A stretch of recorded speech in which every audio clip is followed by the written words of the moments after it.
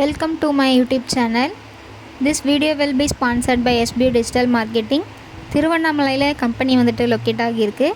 Digital courses வந்து நிறைய அவைலபிளாக இருக்குது. உங்களுக்கு தேவையானதை நீங்கள் சூஸ் பண்ணிக்கலாம். ரெஃபரல் இன்கமும் இருக்குது.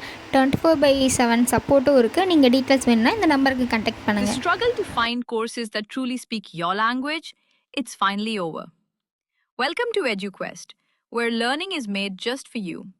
At EduQuest, we bring you a wide range of online courses, from career building programs to skill boosting masterclasses, all in your regional language.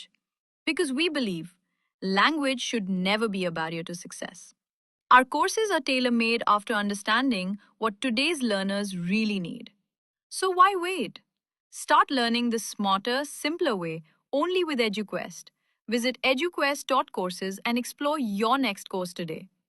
And hey, don't miss out on our exciting offers and promotions. டேஸ்டியான bread omelette எப்படி செய்யுதுன்னு பார்க்கலாமா? பாருங்கள், நான் குட்டி குட்டி பீசஸாக cut பண்ணி வச்சுருக்கேன். இதுக்கு தேவையான இன்க்ரீடியன்ஸ்லாம் நான் ஸ்க்ரீனில் வந்து ஷோ பண்ணுறேன். நீங்கள் ஸ்க்ரீன்ஷாட் எடுத்துக்கோங்க.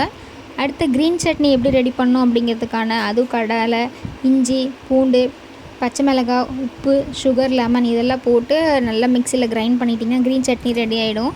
நம்ம வந்து அந்த க்ரீன் சட்னி போட்டால் தான் அந்த டேஸ்ட்டுமே இருக்கும். மயனேஸ் வந்துட்டு வீட்டில் பண்ண முடியல அப்படின்னா கடையில் வந்து வாங்கிக்கோங்க. நம்மளும் மயனேஸ் பண்ணுவோம், ஆனால் அது கரெக்டான கன்சிஸ்டன்சியில் வராது. ஏன்னா நானும் பண்ணி பார்த்துட்டு எனக்கு வரல, அதனால் நான் கடையில் தான் வாங்கினேன். அது கடையிலையும் வந்து மேனுஃபேக்சரிங் டேட் முடிஞ்சு போச்சு. அதனால் நான் வந்து என்ன பண்ணேன்னா டொமேட்டோ கெச்சப் வாங்கி தான் சாப்பிட்டேன். அதுவுமே டேஸ்ட் வந்துட்டு நல்லா தான் இருந்துச்சு. ட்ரை பண்ணி பாருங்கள்.